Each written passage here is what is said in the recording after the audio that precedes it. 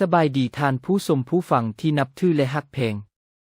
ข้าพเจ้าออกมาในมื้อนี้เพื่อวิจารณ์สถานการณ์ในลาวเพื่อส่งเสียงเป็นความคิดความเห็นในทางบวกไปยังพรรครัฐได้มีความสำนึกว่าพวกเพิ่นมีข้อบกพร่องแนวใดเดนในการบริหารประเทศชาติบ้านเมืองในระยะ50 ปีผ่านมาบทวิจารณ์ในมื้อนี้เนอยู่ว่าอนาคตของชาติลาวเฮาจะตกอยู่ในสภาพใด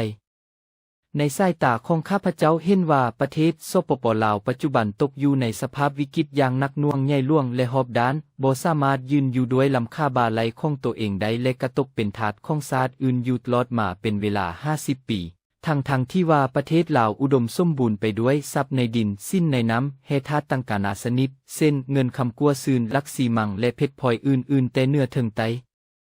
แต่เป็นหยังลาวต้องมีหนี้สิ้นล้นฟ้าเลือแผ่นดินเกินกว่า GDP ของประเทศทั้งที่ว่าประชาชนก็บ่ได้รับผลประโยชน์หยังจากเงินกู้ยืมเหล่านี้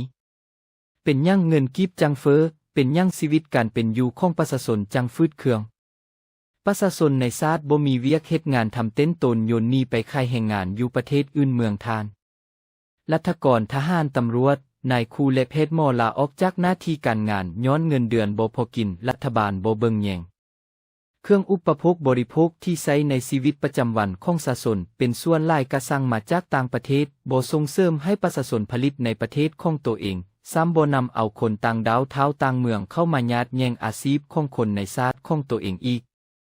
นี้ล่ะพ่อแม่พี่น้องข้าพเจ้าจึงออกมาเป็นปากเป็นเสียงให้พ่อแม่พี่น้องที่ปากบ่ได้ไอบ่ดังด้วยเหตุผลดังกล่าวที่เล่ามานี้ประเทศลาวจึงจะตกเป็นหัวเมืองขึ้นของชาติอื่นโดยทางอ้อมในโมโมนี้